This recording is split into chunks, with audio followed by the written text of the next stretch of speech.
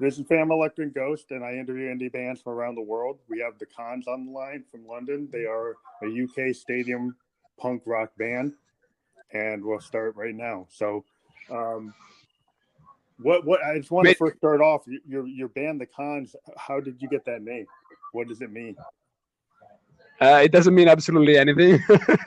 I mean, it's just well, we were in the front of a pub, and we were just having a chat, and then at some point we were trying to understand what was the best choice for a name of a band, and we found out there were some we were drinking some cans, so we decided, why don't we call ourselves the Cans, just like the cans that you drink. But then we wanted to make it more futuristic in terms of the way it sounds. Oh, okay. A and a Z, and that's how the name was built, basically. Okay, that's doing cool. A night out, let's say. Well, it's good to know the history Yes. on a band. Yeah, because sometimes there's like there's another story, but that's cool. That's a story in itself. So when did you first? When did you guys first get into music? I don't know who. Are you the only one on the line, or is the whole band on the line? Sorry, say it again. Are you? Didn't get it. Yeah, for the interview, are you the primary person on the interview, or do you have the whole band there? No, I'm only. It's only me today because, unfortunately, because of lockdown, we're not able to stay together at the moment. Okay, that's cool. So like, first questions. I sent you a bunch of questions. When did you first get into music? At what age did you get into music? So I would say the first time that we met was like a university when we were going to a music university here in London. It's called ICMP. So we met there, and then there's been some changes in the team, and then after a while I also got in one of my best friends. He's called Francesco. He's Italian as well. And so we decided to go on with the band. Now there is a full team going on. It's been a couple of years now that we're going ahead, and yeah, we just meet and make music, and we try to play live as much as we can, basically. So the band's maybe 2-3 years old. Yeah, 2 or 3 years ago. Yeah. How long have you been doing music? Sorry, say it again. How long have you been performing music yourself? How long? Myself, it's been since I was 9 years old. I was like, actually, I didn't want to care about music, honestly, but my dad, he wanted me. He thought it was very important for me to learn an instrument, so he just forced me to go and learn some guitar. And after a couple of lessons, I started enjoying it, and I said, you know what? I'm gonna buy my own guitar. I'm gonna buy an electric guitar, and then I started, falling in love with rock and roll and the 90s and all that stuff. So I got into it. So you're the lead singer, and you're also a guitar player in the band? Yes, I am. So yes, I am singer, and I'm also the main songwriter. So are you the lead guitar player or like the rhythm guitar player? Rhythm guitar player, because I believe it's kind of really hard to sing while you're playing a lead guitar. So I chose the cheaper option. Yeah, once in a while you get a Clapton, or you get a Hendrix, and even then, they're not the best technical singers. Yeah, they're not the best technical singers. Yeah, you know what I mean.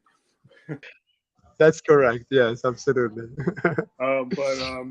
Yeah, so that's interesting. So do you write primarily on guitar, or do you write like on piano? Some people were able to write songs from guitar or piano. Do you write from your guitar?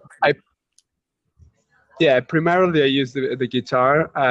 Even though I like to say that my primary composition tool is my brain, because I just so music, I think it happens in the mind. Like, you're just walking around, you have this something in your mind, and this little melody or this little chord progression, whatever, and then you just build. I just build around all of that. So sometimes it can be that I'm just in front of the guitar. Sometimes it can be also in front of a piano. But most of the times, I have to say, the guitar is just a way to become real what's already done in my mind. You know, it's already written in my mind. So the guitar is just like, you know, something to get to make it real. If you know what I mean. Yeah. I mean, I'm a songwriter. I'm a producer. I'm a keyboardist. I'm an electronic musician myself. I play a lot of analog synths like Moogs and Rolands, Yamahas.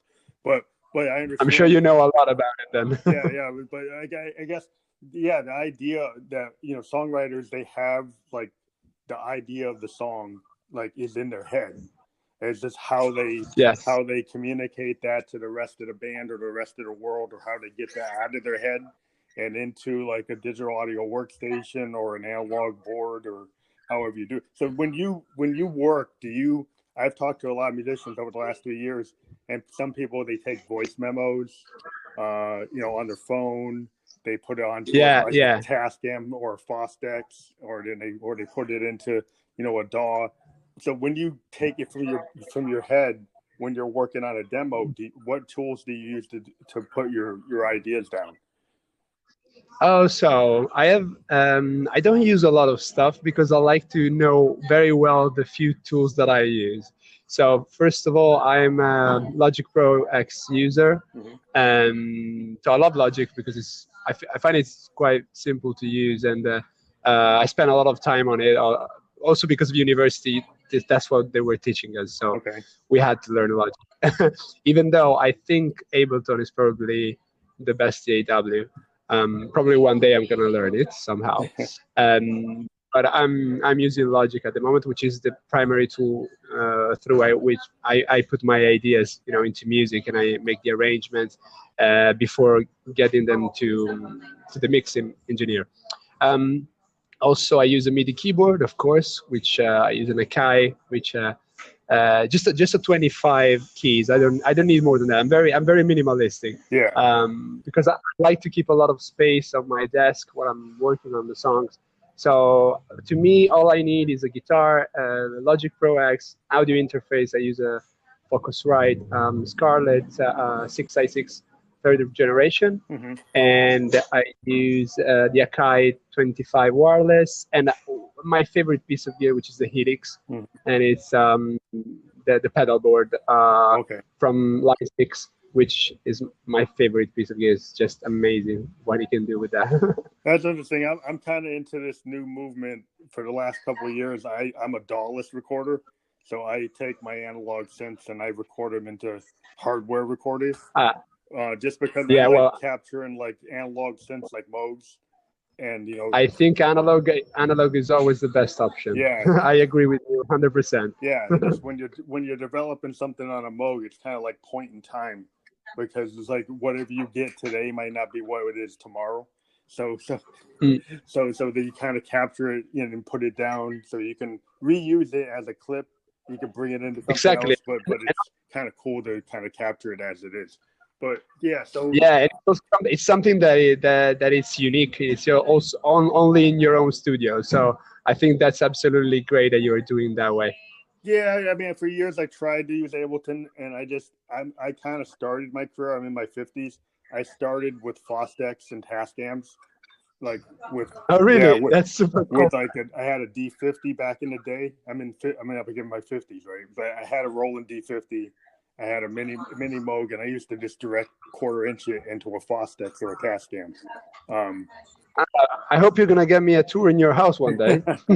but yeah, I just kind of got stuck on doing it like that. But I understand, and the only thing I moved up is to do like Tascam 24s and, you know, Zoom L20s and stuff like that.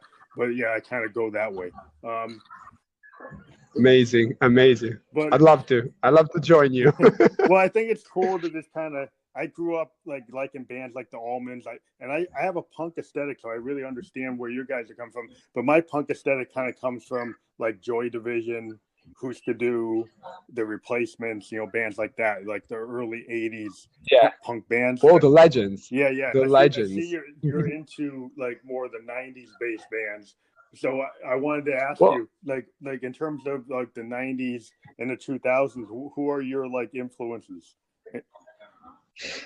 So I've always tried to do something that is different from what I have already heard, but I would have I would not say that it's a lot of a mix of all the bands that I that I listened to so far. So I think there's a bit of Green Day. Mm-hmm. I hear that. Yeah, definitely. Because that's why I started playing rock guitar. There was a concert on MTV. I remember I was just a little child, and I opened up the TV, and there was Billy Joe Armstrong from Green Day doing this awesome show on MTV, and I was like, I was just fell in love in that moment, and I said I need to get a guitar. So that's how it started. And then I also got influenced by all the pop punk scene, as Blink 182, Sum 41, yep. and but the band that I'm running now, the Kanz, I think is more related though to electronic sounds as well. Yeah, I hear modern that. stuff. I would say a lot of Linkin Park and Muse and all that stuff. Yeah. Yeah, I hear a little Depeche Mode. I hear some of the like New Romantic. I hear some of the classic New Order. A little bit of Joy Division. Yeah. It's more like that's like the prototype or those guys. But you guys are taking like the bands that were influenced by like Joy Division or New Order.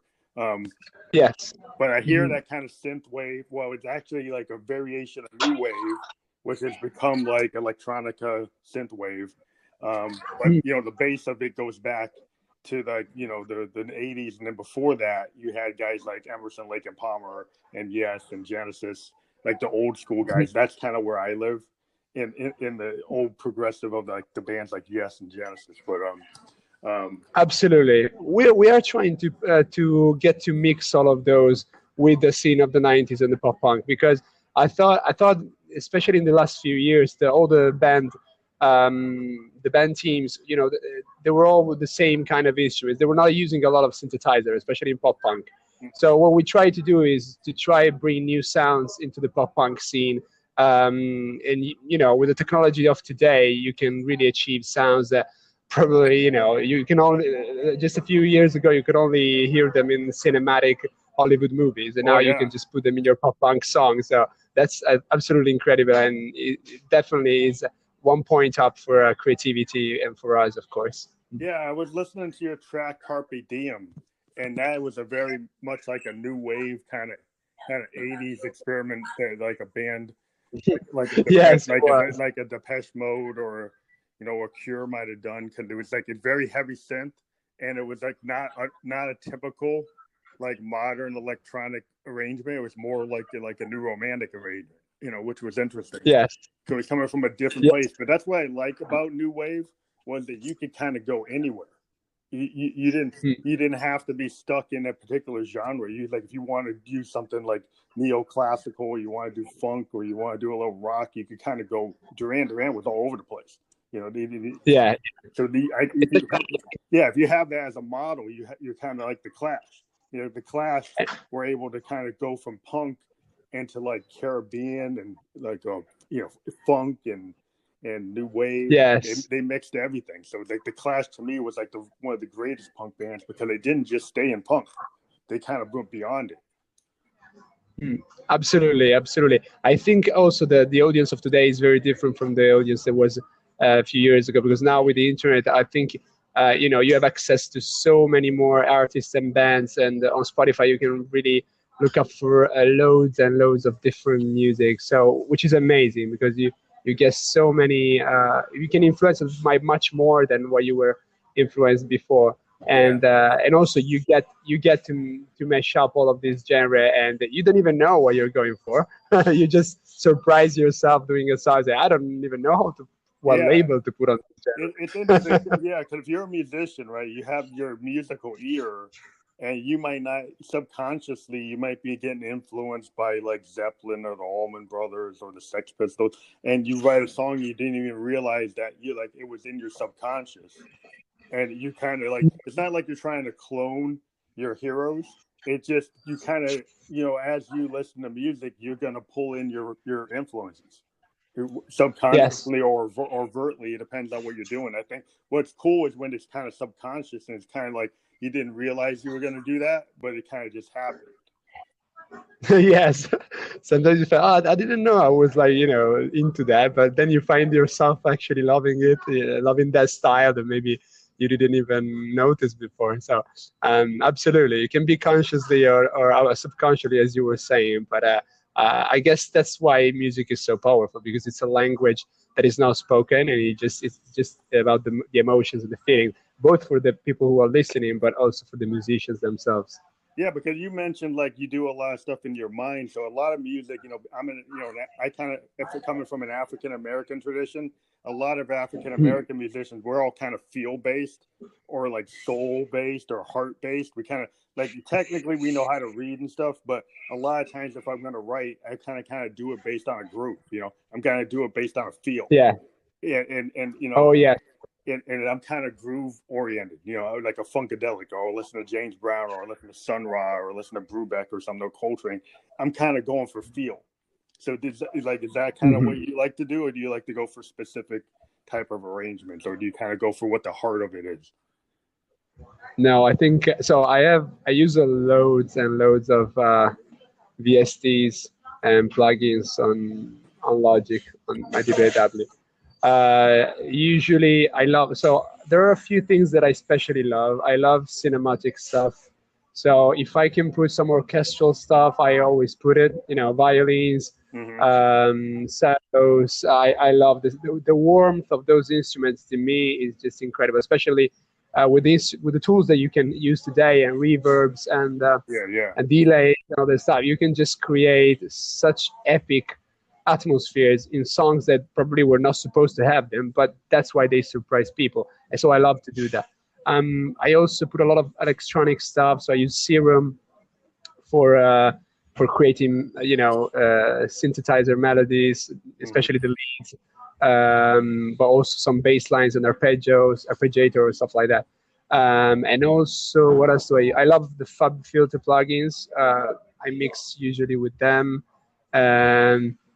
And as in terms of arrangement, I'd say the electronic music and classical music are the things that I go to make pop punk different from the usual, bass, drums, and guitar vocals. Because I think it's been probably made everything that it was possible to make in terms of that kind of arrangement. If you go into you think about the Sex Pistols or a band like Husker Du or the Replacements, they're kind of raw, or like a band like the Ramones. There's only so much you can do in that kind of bass guitar, drum, just a 3 or 4 piece band. It's kind of raw. I mean, bands have kind of been amazing. Sometimes you'll take a 4 piece band and they come up with something amazing. It's like, wow, I thought that's all they could do. But yeah, it's the being a synthesist, I use a lot of Moogs and Rolands and like hardware synths, and I kind of reimagine through my Euroracks, and effects systems I have, to kind of take the old technology, and you can kind of recreate new things all the time if you're building sound design on a pure analog synth. I think also that's what that keeps you alive, because if you had to keep always the same, 4 people in the band, and that's all where your creativity can go, I think you're gonna get bored after a while. Unless you're like a Hendrix, then you somehow come up with things, constantly coming up with things, like guys like a Jimmy Page or a Keith Richards. They constantly came up with stuff. But you can get, like, if you're in a punk kind of zone, you might be limited as far as you could go, because that kind of doesn't imply that you're bringing in the blues or you're bringing in jazz. You're kind of limited in some structures. So if you bring in the tools you're talking about and then the tools I'm talking about, I mean, you can expand. Pop punk is all based on power chords, so you need to find something different. And I think nowadays if we keep on doing pop punk and punk rock, we do need to find some alternatives to just the power chords, because we're not, as you said, being John Petrucci or Jimmy Satriano or something like that. Or even like Eddie Van Halen. You're not using classical scales. You're not using classical compositions.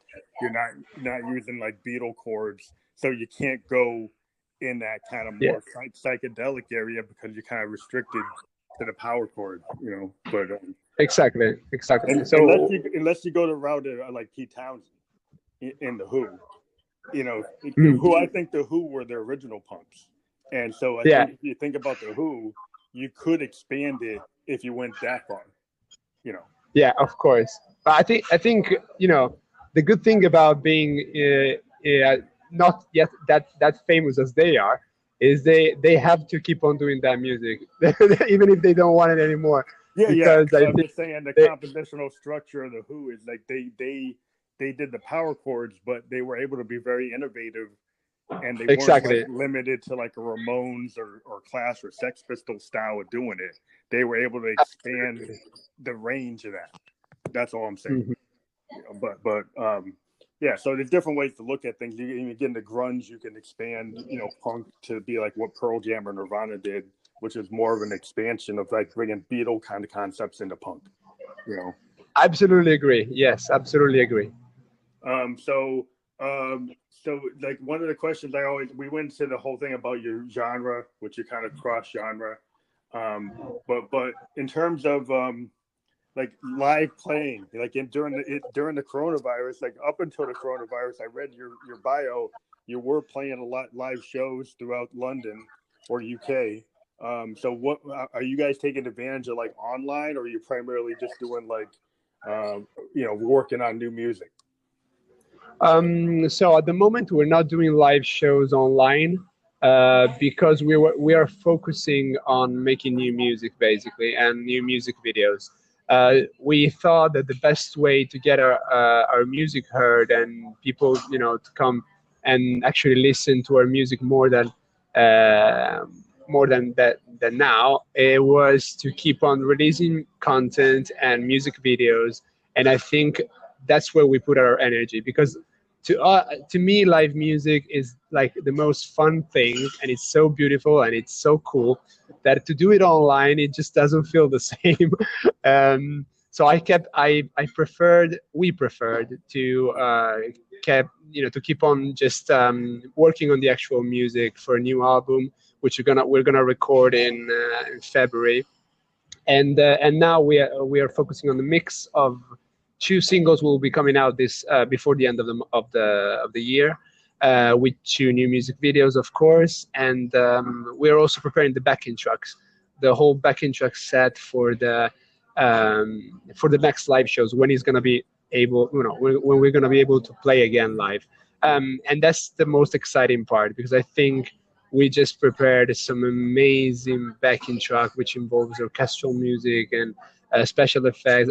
We were talking before, I spent the whole lockdown with my bandmates creating this absolutely gorgeous arrangement of orchestral music on the top of a pop punk, standard arrangement.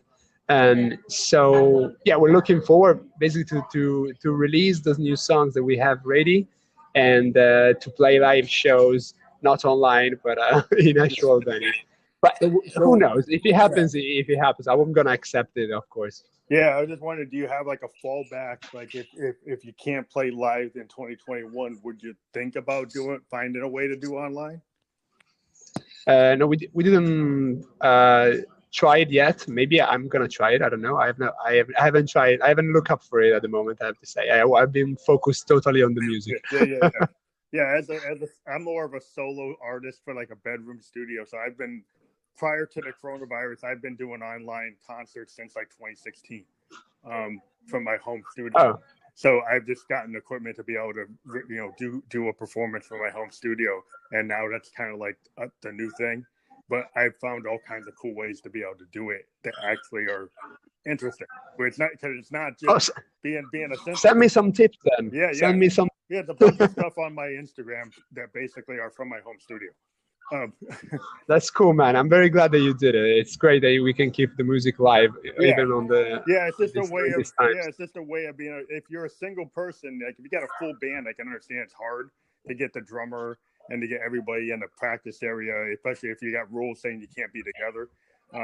But if you're like a solo artist, that has like a bunch of synthesizers and you can have your whole sound represented when you do it, then it works. Oh yeah, you know what I mean? 100%. But if you're a band, I've talked to a bunch of bands where the problem has been that they can't get their drummer in.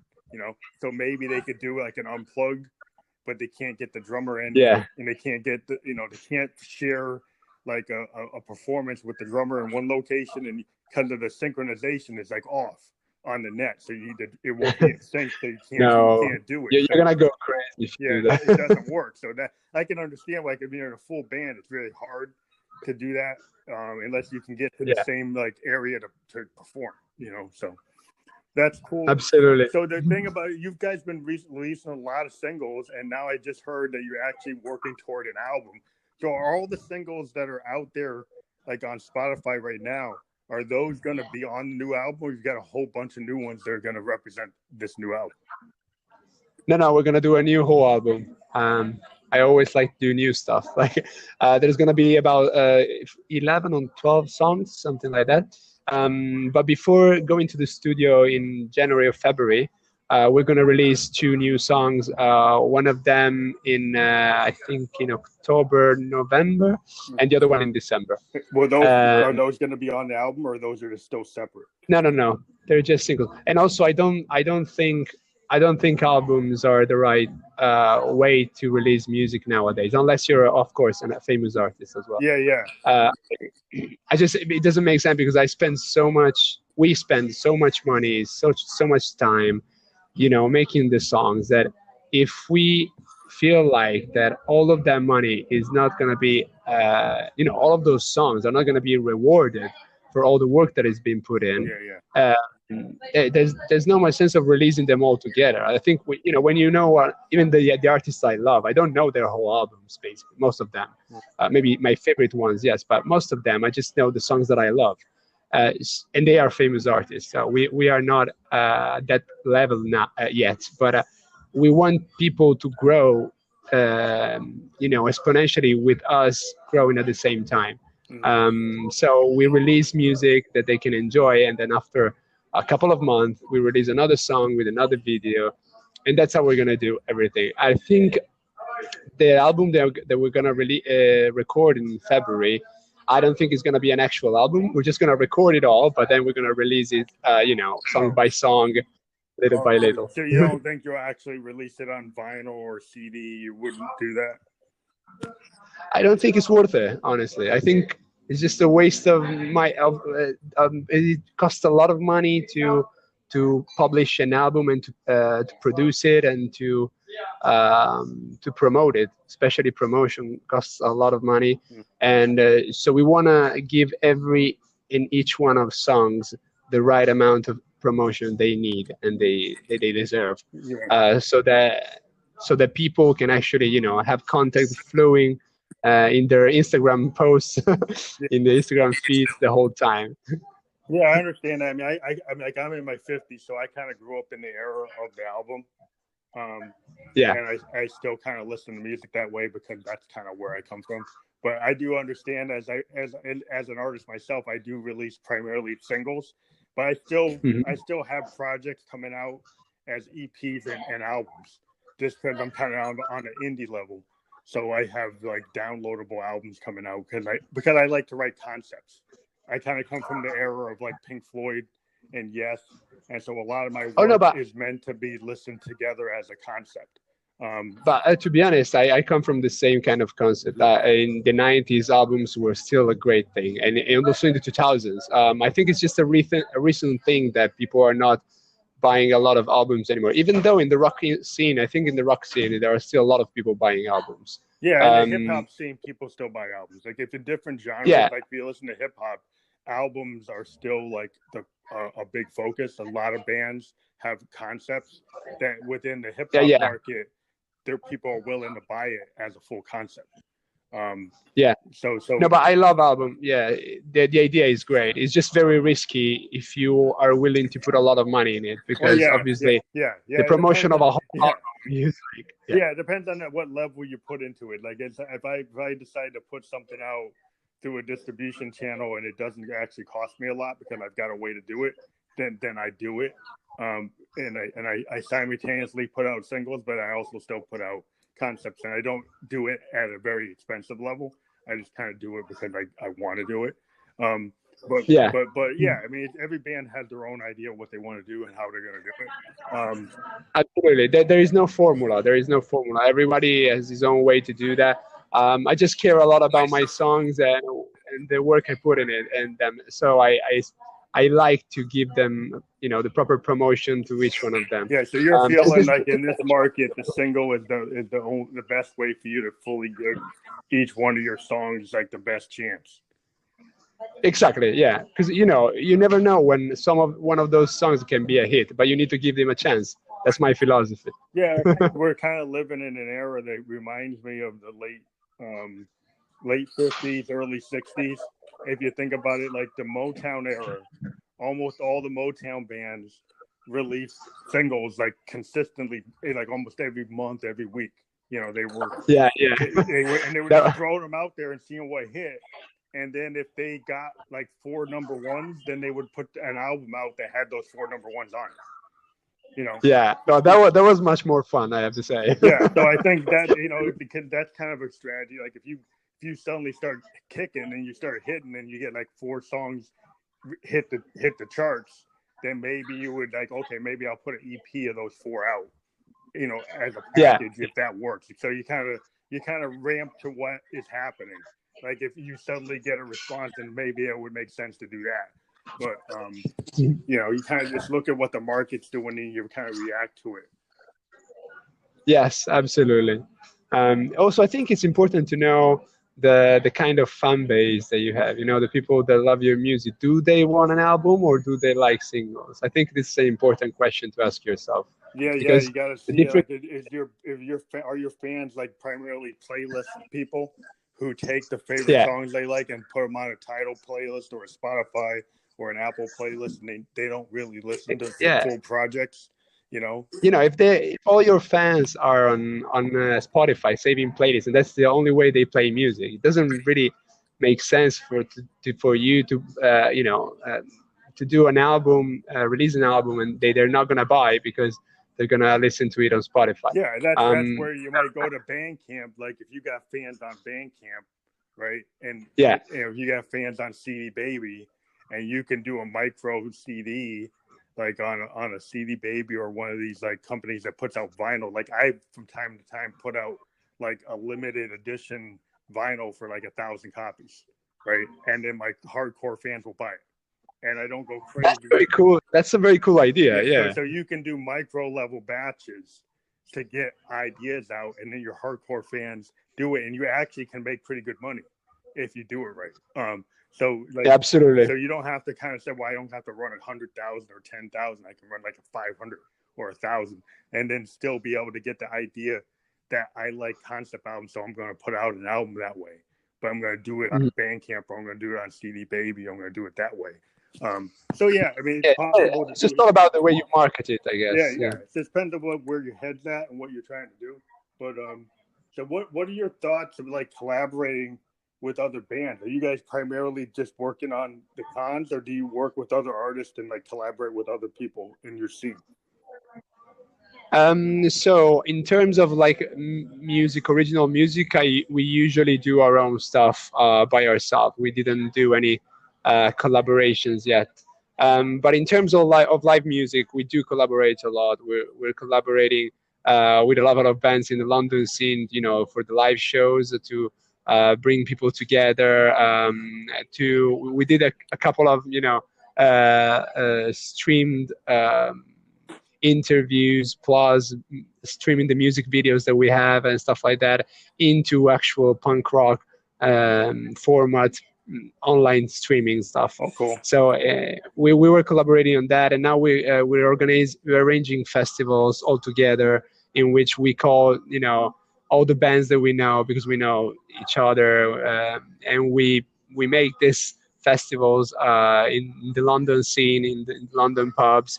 And obviously for now this is not much doable because of COVID, we're already planning on doing some online stuff, online festivals, and also when everything is going to come back to normal, the actual festival, in the venues of London, which I'm pretty sure they're hungry for live music. Everybody it is. Yeah, have you guys like in the US, what's been going on is like drive-in theaters are kind of being repurposed to do concerts. So some bands are being able to go to drive-ins and everybody stays in their car, and then the bands are like, they build a stage like where the screen would be, and then they also project it. So then you're able to actually do an outdoor concert when everybody's in their car. Yes, that's very true. Yeah, I don't know if that's happening in the UK, but in the US, people are starting to set stuff up like that. Right here in the UK, no, I haven't seen it, but yeah, it's maybe somebody will figure it out. But we have like a lot of old drive-ins that can be kind of brought back. Yeah.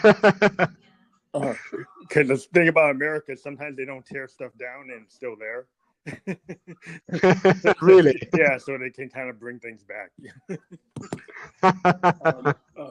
That's great. Sometimes you're like, well, that's an eyesore, but they're like, whoa, well, that's kind of cool. They can actually bring it back. But it is. Yeah, so that's kind of like a bad thing and suddenly becomes a good thing. But so like the different ways people are trying to figure out how to get, like some venues are like making it so nobody can be at the venue, but a band can actually go into a club and do a performance and then live stream it. So you have access to all the equipment, and then it gets live streamed from the club. So yeah, this is what we're thinking to do. Something like that. Yeah. So you think absolutely? Yeah. It's just at the moment is so it's the first problem is that to reunite all the band members because of COVID, people they maybe went away back to their countries and then they came back and then it's everything a little bit all over the place, and also it's hard to get everybody back to do a practice. Yes, it is.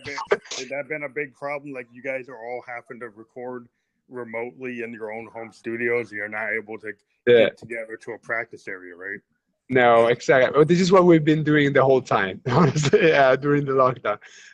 Work remotely and just sending the sessions, Logic sessions or Ableton session, whatever, to each other and recording the stuff. So so I'd say they haven't opened it up, but they can allow like 4 people to be together.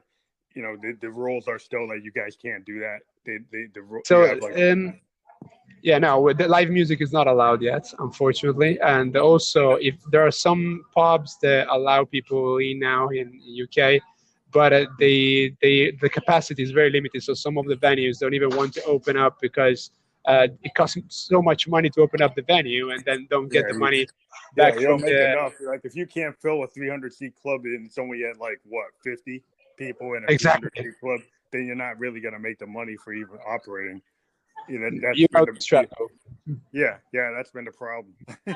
So that's the reason why we're focusing more on the music and the music videos, because we thought that maybe that was the best way to get to reach people with the best the best way we can. Do you guys go to full recording studios? Are you allowed to go to a recording studio and record in the studio? Or are you guys just using like Ableton and Logic? You don't go to full recording studios? Oh, usually we used to go a lot. Unfortunately, because of lockdown, they all closed down, so we don't. Oh, so in the U.S., like in California, some of the recording studios have opened. Are open. They're open. Yeah, but they have new rules where all the engineers are wearing masks, and okay. You got to wear a mask before you go into the booth, and then everybody in the band's wearing a mask. If they're like a guitar player or a keyboarder, you're wearing a mask, and the engineer's wearing a mask, and the producer's wearing a mask. All the technical staff's wearing a mask. So they got very specific rules, and they're starting to open some of them up. So I didn't know if that kind of stuff was going on. You guys have the government said, "Hey, we're not even going to do that." we are at the moment we're just sending Logic sessions over to Gmail. yeah. I'm familiar. I've done that myself. I work with a lady in California, and I was sending stuff off my Zoom, and she had FL Studio, and I was sending all my stems, and we're kind of going back between using my hardware recorder and her using FL Studio, and we're kind of going back and forth. Do you want to do the master on FL? Or you want me to do it on my hardware? So we're kind of going back and forth. This is the new way. This is the new way music is going on. Through the storm. Do you guys do Zoom meetings to discuss tracks? Do you have or do you like video meetings to discuss the song? Or do you kind of just go back and forth?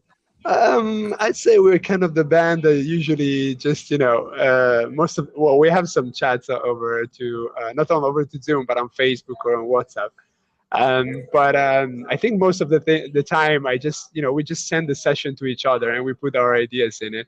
And then somehow we manage to have a full arrangement and kind of a demo. Obviously, because we're not able to record drums in a proper recording studio, because I think drums is the most hard thing to record. That's the hardest thing, yeah. Yeah, so we were using a lot of virtual instruments to make the demos, and then when we're gonna, when everything is gonna be open again and functionally working, then we're gonna record the drums properly and obviously the vocals. But everything else, we're trying to do everything that we can possibly do at home, and just sending the session to each other. And of course, we're just waiting for the time that venues are gonna allow live music again, so that we can show our new live set to people. Looking forward to it, honestly. Have you guys thought of using drum triggers to MIDI, having your drummer? I don't know if your drummer has the capability to have his kit create triggers that you can then put into a DAW and adjust that way. Or you guys wouldn't do that? So I love to use samples. I have to say I love to use samples, but I also love to keep the feel of the drummer. So what I would usually do is to record the drummer, and then I usually put a gate on the kick and snare, and it's usually a hard gate, it's a pretty fast gate that it only leaves the feel of the drummer. And leave space, because it's a fast gate. It leaves space for the sample to sound properly. Come in, yeah. So I was thinking a trigger, because some people can actually use triggers. A drum trigger. You can actually have a set create a trigger, and then you can actually pull it in, and then it can be sent to any drum, but it has the feel of the actual drummer playing. But then you can adjust it. But you mean in the recording studio or live? Well, their abilities, I had a drummer that actually had a device that he was able to mic his drum set and actually create triggers, MIDI triggers from his playing, right? And then he actually was able to send it so it would come into a DAW, and then you'd actually have the real feel of I see. But then you could, because it's a trigger, you could apply it to any kind of drum sound, right? It was absolutely. It was that's kind of the feel of him playing. And then he was able to kind of bring in and make adjustments to make it work. Yeah, nowadays I think you can do everything. You can do everything, even without the acoustic drums. Honestly, I feel there's a lot of cool stuff you could do, but it's it's more technical and it's easier if you just were in the studio. But if you had to do it, it's possible. But I have to say, the only important thing is that you make it as real as possible using transient shapers or delays and reverbs, all that stuff. Because if you put a lot of effort on that, I'm sure you can get some freaky amazing drums if you really put some good effort in it. A lot of times I'll just use analog drum machines. So I use a lot of analog drum machines and do kind of random. That's cool. What do you use? What drum machine do you use? I have a Moog D-Fan, which is a drummer from. It was a fully analog modular drum machine. Nice. It doesn't have MIDI at all, and it has the ability to kind of. You can take the LFO and have that run the drum, right? So you could take a Eurorack sampler and then send the rhythm of a sampled track into the drum machine. It'll actually create a rhythm that's based on a prior sample. I love it. I absolutely like. It must be much more fun than doing it with a virtual sample. Well, it's kind of cool because then because you have an analog sample, it has an organic feel. So it doesn't sound like it's just doing the same beat all the time. It's very kind of sloppy. It's kind of like the way Keith Richards plays, You have this kind of sloppy capability, but I like that because if I have something that's not exactly on the beat, but it's rhythmic, it gives me a feel like it's not canned. It doesn't sound like it's digital. It sounds more. Yeah. I absolutely agree. Yeah, you call it a little bit of a swing is always a good thing. Yeah, so if I can get something to sound a little off, I'm a jazz guy. Like I listen to Sun Ra and Brubeck and all stuff like. So I like drums that are a little off. I like a Keith Moon. To me, I like a drummer that solos through the whole song. That's where the beauty stands, man. That's where the beauty stands. The beauty is not perfect. The beauty is imperfect. It's totally unexpected. Cool. Yeah, Ringo's cool, but I like Mitch Mitchell and I like Keith Moon because they were kind of like they soloed through like the whole song. And that's the kind of style. And if you listen to jazz, it's the same thing.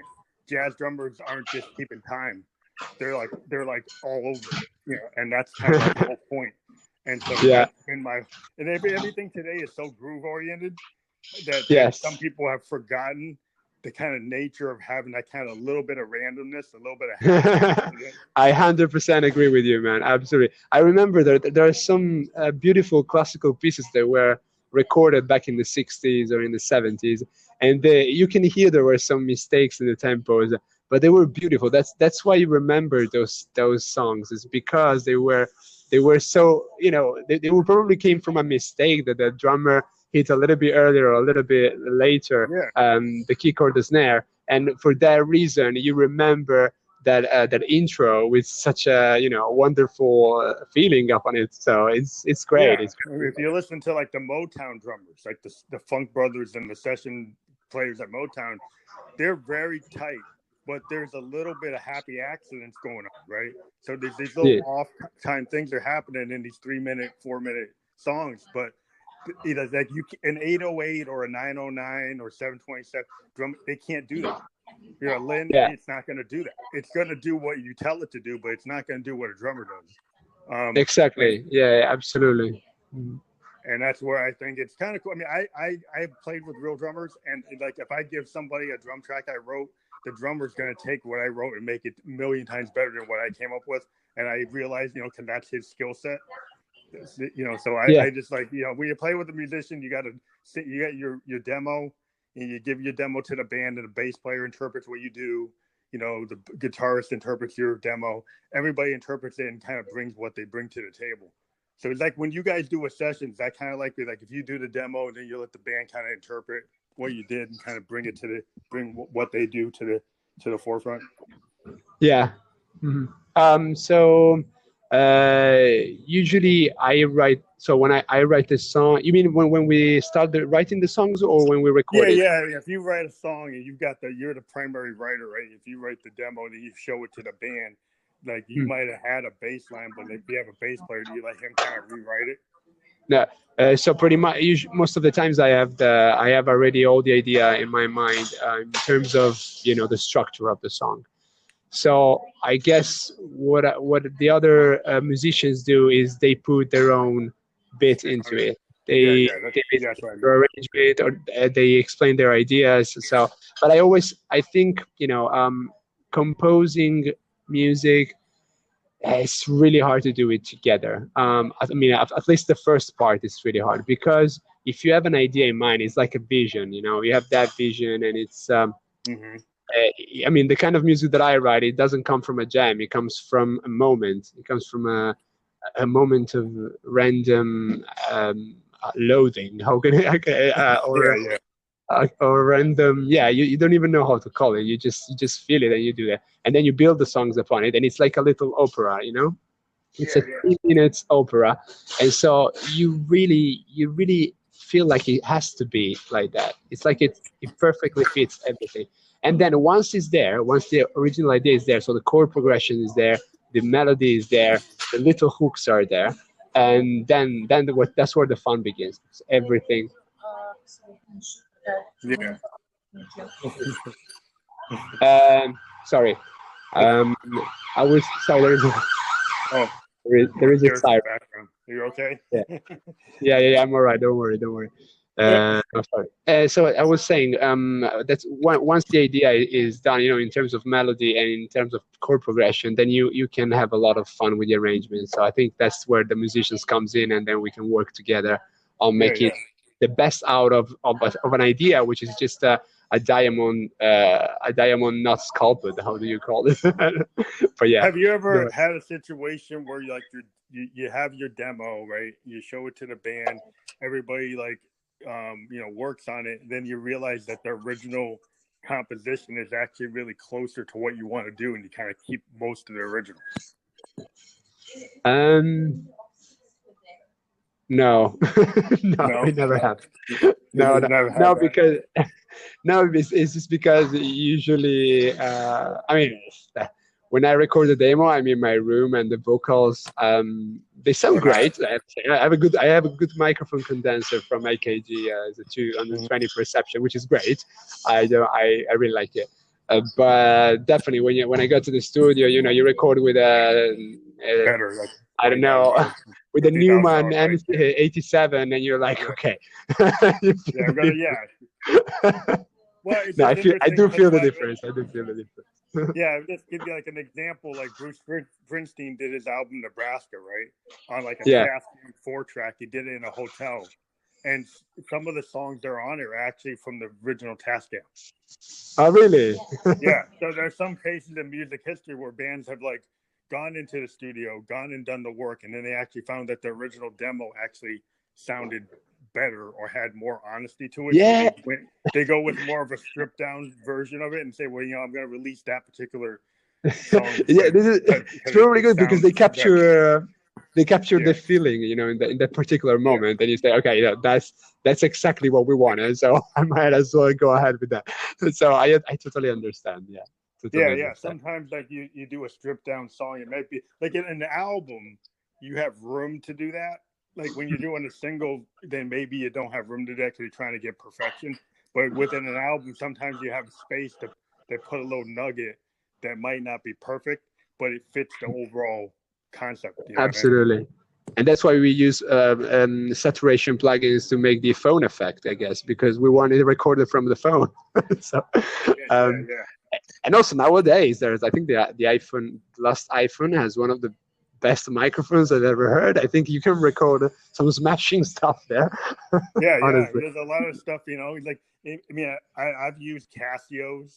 I've used just found sounds on field recorders. Sometimes like when you're recording, it's kind of whatever serves the song. So sometimes you might not have the best mic, but you caught something that actually worked, and it might work. And it's like, hey, it's actually going to work in a mix, so you use it. Absolutely, because sometimes the worst microphones can give the right feel to the sound. Yeah, it gives you a character. It gives you something. Like Jack White is famous at the White Stripes for using like $100 plastic guitar. And he would actually bring it into the studio and use it. And people are like, well, why are you using it? Well, because it creates this sound that my $5,000 or $20,000 guitar doesn't. So I'm going to use it. What's the same with guitars? I think is the same. You have that feeling maybe from a vintage guitar that probably you really love because it has that something wrong in it. Yeah, usually when something's wrong, like I have Modes that are from the 70s, and they have they're old and they have like issues that they're not perfect, but they actually create sound that maybe a modern Moog's not going to do, but I can't get a modern Moog to do it. And so it's like I might use the old machine and it's got problems, but it's actually that problem is what I'm looking for. Yeah, it's so interesting, the fact that the more time passes, the more all these analog music instruments, they get the character they deserve. So you'd be surprised. Some machines, their effect pedals, like a Space Echo. Like if you got a real tape delay, like an old-fashioned tape delay system that actually uses tape, they actually have like a really old Space Echo, like a Roland Space Echo. It's like 25, 30 years old. And you're like, but it does something that the new stuff can't do. Like a real spring, like a physical spring reverb. I have a Moog that has a physical spring in it for the reverb. Man, you're making me so envious now. It's not digital, right? It's an actual analog real spring. And if you run a guitar into it, it doesn't sound like a digital. it sounds totally different. So it's not, you Yeah. can't really capture it. So that kind No, of you stuff. can't. And also, you're always gonna know if you do it with a virtual one. It's always gonna be an algorithm, so it's probably never gonna be, all the little characteristics of an analog one. So I have to agree with you with this. Yeah, I mean, not that you can't use it, and you have your laptop, and you have your CERN, you have all those things, and it lets you have a more compact thing, so you don't have a big studio, and you got to lug it, or like I got to lug road cases around. Like if I do a show, all my stuff's like physical, so I have road cases like a band. I got like 6 road cases, so I got to physically justify getting a U-Haul and driving all this stuff somewhere. Mm-hmm. That looks like a lot of heavy stuff that you have to bring along. Yeah, it's not like a DJ. Like a DJ shows up, they got an SD card, they throw it into their Pioneer deck, and they're like, okay, I can just walk away with a briefcase. I got to actually have roadies like you guys. They're like, I have to have 2 guys in a van and load up. Which that's what I like, because I kind of come from that time period where I like the idea of a full live act that has a stack of amplifiers, and they're actually physically on stage with their gear. And I like the sound of that and what that looks like. I don't like the back pain, though. I'm joking. The back pain you can take away, but the other aspects of it are kind of cool. I mean, you guys I agree. Yeah. I mean, I would love to just be able to put everything into a little CDJ and just show up on stage and just push the button, jump up and down. But I kind of like playing my boards, Yeah. But so I think so you guys like the target date, you said like in a couple weeks you got some more new songs coming out. Yeah, we're going video not next week, the week after, which is going to be like kind of a horror themed punk rock song. So we're going to use a lot of makeup. It's going to be very how do you say, out of the box. So we will see. Do you guys use a film? Do you have a film director, or you do your own stuff? I write all the scripts for the music video. So I usually just and I write the script.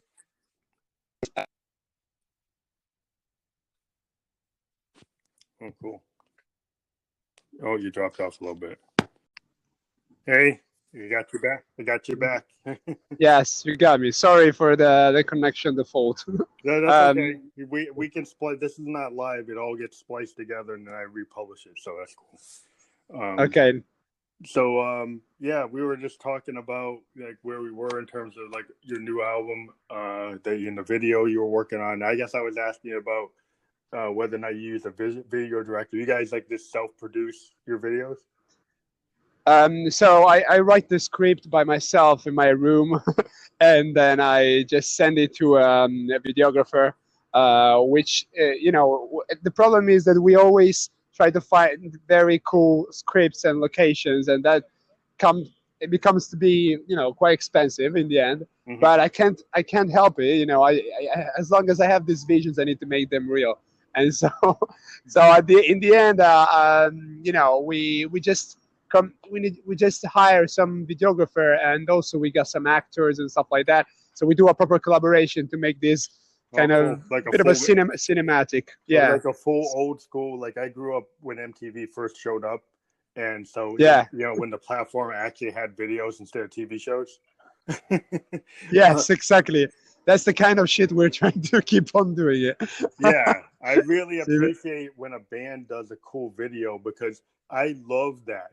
As a kid growing up, being able to watch a band, actually do cool videos, like especially in the heart of the new wave, like the Duran Duran videos were like, they were so well done. They were like little mini movies, and that kind of created the standard. Because initially everybody just had green screens and they'd be doing all this kind of really kind of corny stuff, and then you actually had real film directors started jumping in and doing little movies. Absolutely.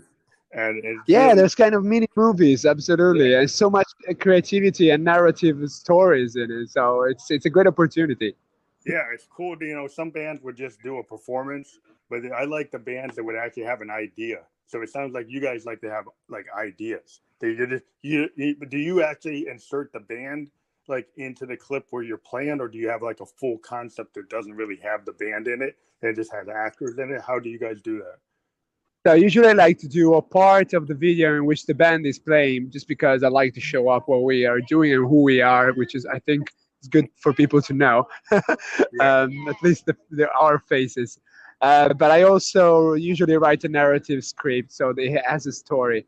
I'm not sure we're gonna do for all the songs that we're gonna release, just because it becomes quite expensive, to do videos to have narrative stuff, and especially when we know then the video is gonna cost more than the song itself, which doesn't really make any sense. Yeah, that used to happen though. I mean, some videos cost more than the production of the album. Oh yeah, when you have a big budget, I'm sure it can happen. Yeah, back in the day. Yeah, but then they used to find ways to get the record company to pay for it. But that was like back when companies actually would pay for it. Yeah, exactly.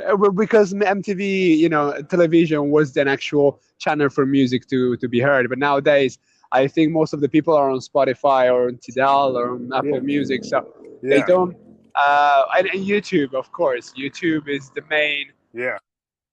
Of everything. So what we're trying to do is try to do something that still keeps that nostalgic feeling of a narrative music video, and allow us to be artistically, developing kind of a creativity in music videos as well. But at the same time, not spending a whole loads of budget just for the music video. So yeah. Yeah, it's interesting because Apple Music sometimes allows like high tier artists to put out like video albums. Like Frank Ocean had a video album that was like only a video album.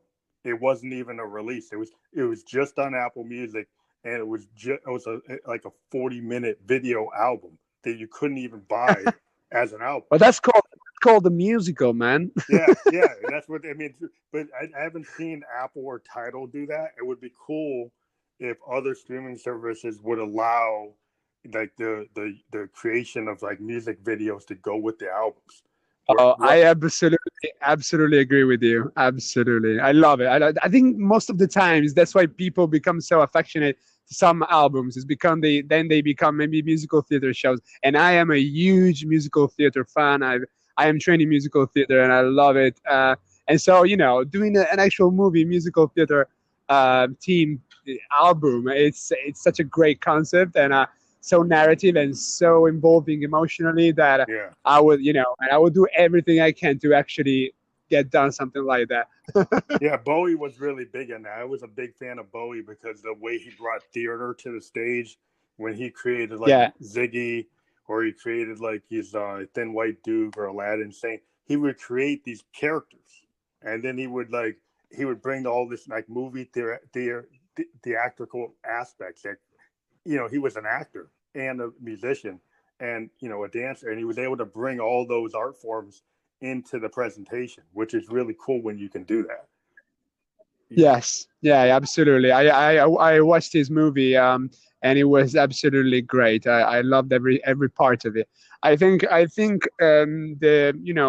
this mix between movies, narrative movies, and music, it should be done even more often. Just probably back in the 90s, I think he did this thing called Blue Jean that was like this like this 20-30 minute video that went with his album, and it was he created this whole character. He played multiple variations of himself, and it was just like really super interesting when you were able to do that, when you were able to actually express yourself in a visual and an audio way. It's cool.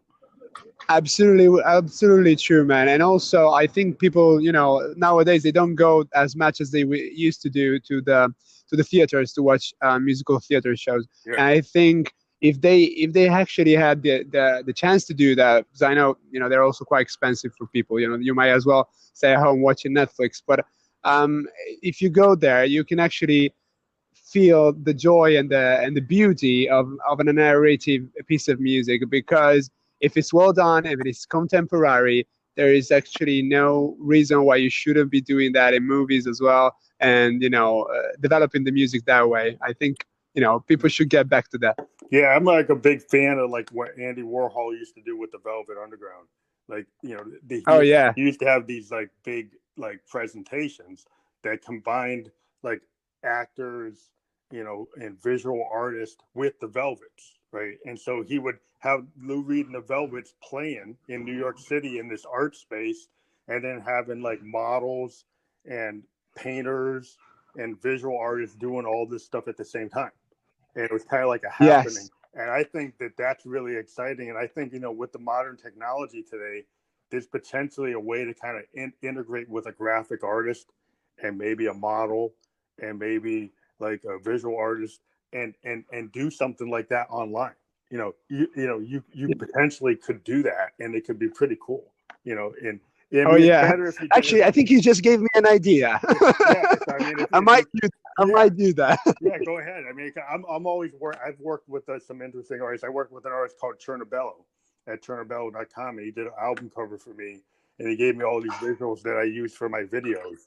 He created like cartoon versions of my characters in my band. My band's kind of like the Gorillas, right? So he actually created like a cartoon version of Phantom Electric Ghost, and he created a version of Josephine. I have characters that represent my band, right? Like the Gorillas. Oh, that's so cool, man! I need to see this. Yeah, so he created some cartoon like character variations of like my themes, and we used them on a project we did a couple of years ago as a collaboration. But yeah, it's cool to work with visual artists and stuff. I understand. I love to do it myself. So yeah, that's cool. It's all a big community, and we need to to fuel each other with all the arts and stuff like that, because we can actually develop music not just as an audio piece of file, but as actually influence for people's lives. And why movies is probably the best way to do that. So I agree.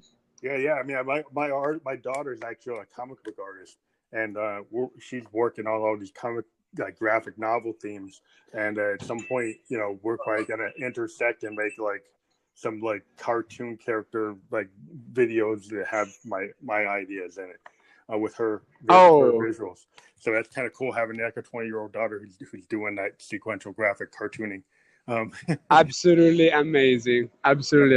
Yes. Yeah, because cartoon, I mean, anime, I'm a big fan of anime. I love the Warner Brother cartoons. I love Disney. I love Tezuka, Japanese anime.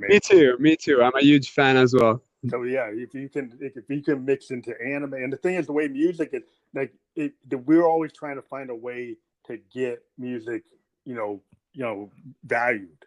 And if you can get into anime, if you can get into video games, if you can get into like independent films, it's another way to get your art, not just as monetized, but you get it to different audiences, and then you get more people to know who you are. Yes. Yeah. I 100% agree with that. Okay, well, I can only stay on this long, but yeah, we're going to put this together within the next hour. We are part of Spotify. Apple, Anchor FM is a Spotify company. And so we will have this on Spotify and Apple Podcast, along with 9 other platforms, including platforms like Overcast and Radio Public. So we have automatic automation that sends our podcast to 11 platforms all at once. So that's great, man. I'm going to follow all of your podcasts from now on. I didn't know about it, but I'm actually very interested in this. So thank you for that. Yeah. We'll send you the link to the Spotify and the Apple podcast, as well as the Anchor FM podcast. We have integration between Spotify and Instagram. And so when we put the highlight story of this podcast on our Instagram, it will allow people to go right to the podcast version on Spotify. And then you can we'll promote it as well on our pages. Yeah, of course. You can share that. So, and people don't have to have a subscription on Spotify to listen to a Spotify podcast. You can actually listen to all Spotify podcasts for free. So that's kind of cool. But we're just pushing that. So let us know when you want to come back on the program. If you have, want to talk about another project, let us know, and we'll schedule that. And we enjoyed having you on, Fabio. That's cool. The Kanz. I mean, now we know how you created your band. We know more about your band, and hopefully more people around the world are going to hear this and find out about your projects and everything you're doing. Are you still there? Yeah, I'm still there. You hear me? I can hear you. Okay, cool. All right. Well, we're going to drop off now. Thank you for being on the program.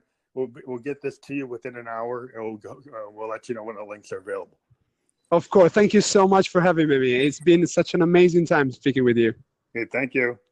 Thank you. Bye. Have a great night. Okay, thank you. Bye. Bye.